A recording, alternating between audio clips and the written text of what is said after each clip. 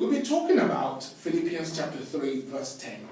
In that verse, Paul says, I want to know Christ and the power of his resurrection, the fellowship of sharing in his suffering, becoming like him in his death, and so somehow that I may attain the resurrection from the dead. We've talked about the fact that we need to know Christ, we need to walk in his power then, as the second thing to do. The third thing to do is to function as a fellow sufferer of Christ. And now Paul is talking about becoming like him in his death, and so somehow to attain to the resurrection of the dead. One of the things I think Paul is talking about there is saying to himself, I want to walk in what the resurrection of Christ has achieved for me. He's talking about walking in the realities of the kingdom.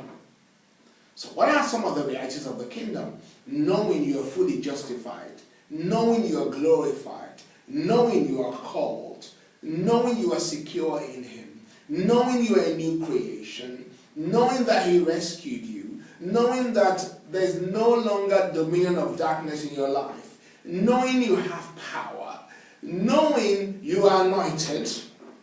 That's a big one. That's 1 John chapter 2, verse 20, 1 John 2, 27, and also in 1 Corinthians chapter 1 tells us you are anointed. And if you are anointed like Christ.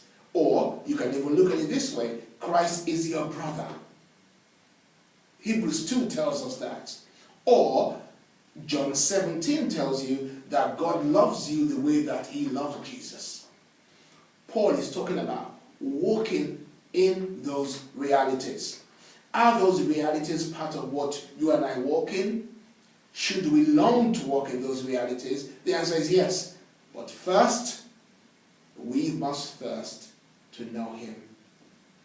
When we know him, it's easier to walk in the resurrection realities. God bless you.